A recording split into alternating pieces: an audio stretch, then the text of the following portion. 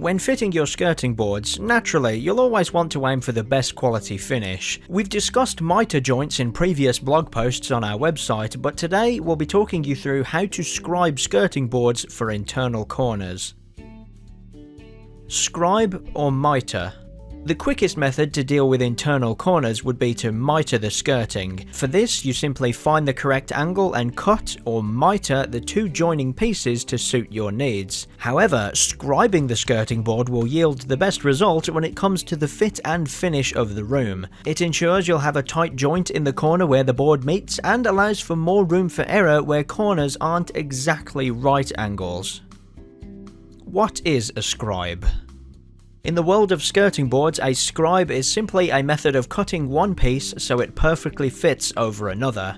On an internal corner, one piece of skirting would be installed by butting the end into the wall. The other piece would then be cut to match the exact profile that is present on the skirting board. This is so the scribed skirting would fit directly up against the initially installed piece. Now, before you make any rash decisions by choosing the easy route and mitering the ends, rest assured that scribing is not as difficult as it may sound, even with more intricately decorated skirting. So, stick around and we'll first cover how you can scribe skirtings for internal 90-degree corners, and then we'll move on to teaching you how to do it if the angles are different. For example, 122.5 degrees, like those you would commonly find in a bay window.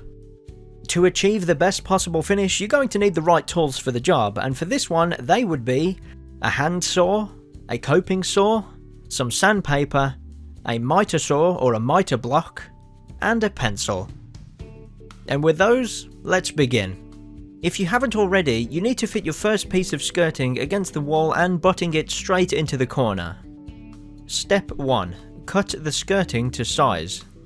From here, you have the piece of skirting that you need to scribe in order to fit it snugly into the corner up against the piece that you've already installed. We would recommend roughly cutting this length to size, as it will make the length more manageable and easier to maneuver. However, you don't want to cut it perfectly to size at this point, as you'll be scribing one end and may need to cut more away if you do make any mistakes later on. A safe bet is to add approximately 100mm or 10cm to the final measurement to allow for any of these mistakes. You can easily cut it to the perfect size once you're happy with the scribe joint.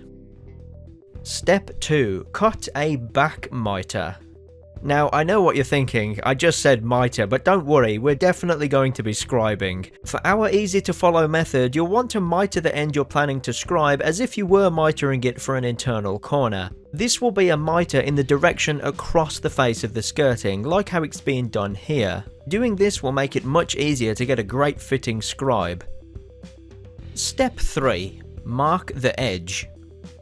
Now this is an optional step, but by using a pencil you can mark the edge of the profile all the way from the detail to the bottom of the skirting. By edge we mean where the face of the skirting meets the face of the miter. Doing this will make cutting the scribe a little easier, as that line you need to follow will be much clearer to see. If the skirting board is already primed, this will also make the scribing easier, as it will be easy to distinguish the line between the primed face and the unprimed mitered face. Step 4. Cut the straight edge. Before we touch the detailed section of the board, we'll tackle the simpler straight edge to begin with. You'll want to cut from the bottom of the skirting all the way up to exactly where the design starts. Use a normal handsaw for this section, and rather than cutting straight, angle the saw behind the face of the skirting. Doing this will create a back cut and allow for more movement when fitting the scribed skirting into place later on. Step 5. Cut the profiled edge.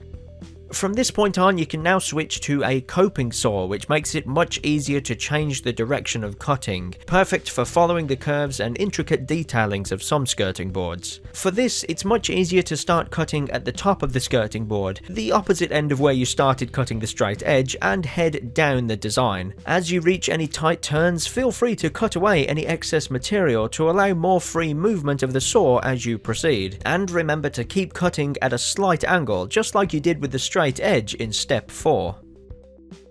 Step 6. Sanding the edge. A quick light sanding of the edge will remove any loose or jagged edges and allow the skirting to fit snug against the other piece that you fitted to begin with. Just be sure to take it easy with the sanding here, as you don't want to alter the shape of the edge in any way. Step 7. Dry fit the skirting board. Now you simply need to push the skirting board into position and check the fit. If you've managed to get this spot on your first attempt, then you can simply cut the skirting board to the correct length, assuming you did leave yourself a bit of extra space back in step 1 of this video, and then secure it into position. But if you haven't managed to achieve the desired fit first time around, don't worry, we've all been there. This just means that you now have a chance to amend the cut before properly fixing the board into place. So there you have it, a detailed but easy to follow guide which should have you scribing skirting like a professional carpenter in no time. Hopefully you found this video to be informative and it's given you all the advice you need. Until next time, this has been Skirting World.